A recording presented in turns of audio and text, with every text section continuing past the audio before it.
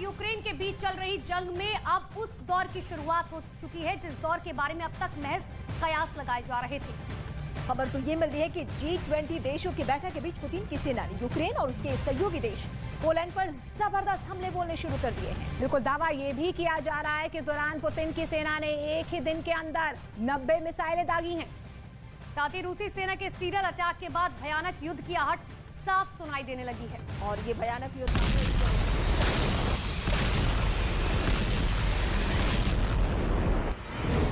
महायुद्ध में कयामत का दिन। यूक्रेन से लेकर पोलैंड तक हाहाकार।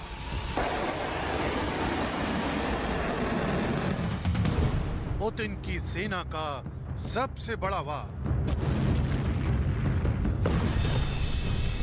एक ही दिन में 90 मिसाइलों से प्रहार।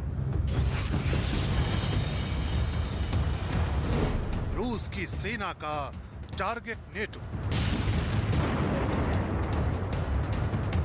यूक्रेन के खिलाफ युद्ध में पुतिन की सेना का सबसे बड़ा हमला। G20 की बैठक के बीच नेटो देशों को पुतिन की सीधी चुनौती। वॉर जोन से आई ये तस्वीरें देखकर पूरी दुनिया में हड़कंप मच गया। एक ही दिन में पुतिन की सेना ने करीब 100 मिसाइल हमले कर यह जता दिया है कि यूक्रेन और उसके सहयोगी देशों को लेकर पुतिन की मंशा क्या है।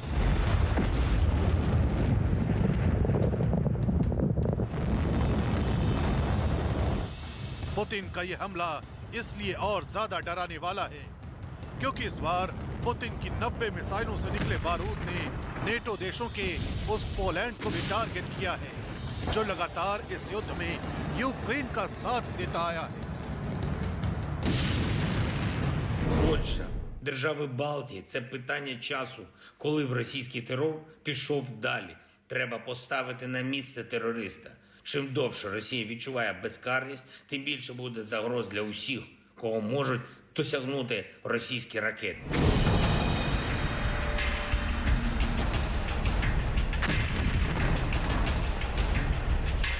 रूस के इन हमलों ने महज कुछ ही घंटों के भीतर यूक्रेन में भयानक तबाही मचाई।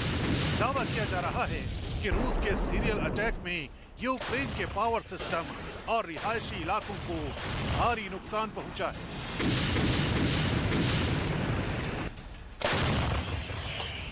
इंडोनेशिया के बाली में एक तरफ G20 की बैठक चल रही है जहां यूक्रेन युद्ध एक बड़ा मुद्दा है। प्रधानमंत्री नरेंद्र मोदी भी रूस से युद्ध रोकने की अपील कर चुके हैं, लेकिन पुतिन के इरादे कुछ और ही हैं, क्योंकि जब बाली में G20 का सम्मेलन चल रहा था तब यूक्रेन पर कहर ढाने के लिए रूस की 1-2 मिसाइलें नहीं बल्कि एक साथ 90 मिसाइलें वहां से छोड़ी गईं। यूक्रेन के राष्ट्रपति का दावा है कि उन्होंने रूस के इस हमले को लेकर दुनिया को पहले ही आगाह किया था और अब G20 देशों की बैठक के बीच पुतिन की सेना ने यूक्रेन और पोलैंड पर यह हमला कर अपने खौफनाक इरादों को जाहिर कर दिया है। Сталося те, про що ми давно попереджали. Ми говорили про це. Терор не обмежується нашими державними кордонами. Вже поширюється на територію Молдови. А сьогодні російські ракети ударили по Польщі, по території нашої дружньої країни. Загинули люди. Прийміть, будь ласка, співчуття від усіх українських братів. Скільки разів Україна говорила про те, що нашою країною держава-терорист не обмежиться. यूक्रेन और पोलैंड पर हुए इस खतरनाक हमले के बाद G7 देशों ने भी इमरजेंसी बैठक बुलाई है, जबकि अमेरिका के राष्ट्रपति जो बाइडेन ने भी पोलैंड को पूरी मदद का भरोसा जताया है।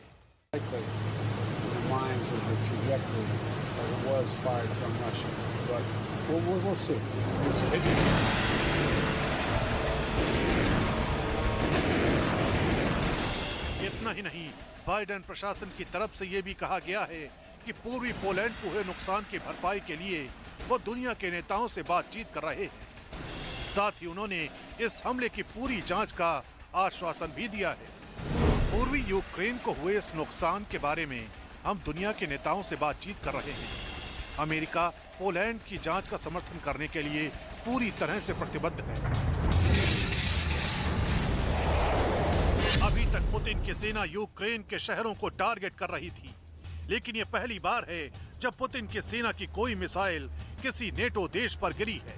यही वजह है कि भयानक खतरे के संकेत साफ महसूस किए जा रहे हैं। यूक्रेन की राजधानी कीव से इस हमले के बाद लोगों का पलायन शुरू हो चुका है। लोग किसी भी कीमत पर कीव को छोड़कर महफूज ठिकानों की तलाश कर रहे हैं। यही वजह है कि कीव की सड़कों पर भीषण जैम लग गया है। दावा किया जा रहा है कि अब किसी भी वक्त पुतिन की सेना इससे भी बड़ा हमला अंजाम दे सकती है।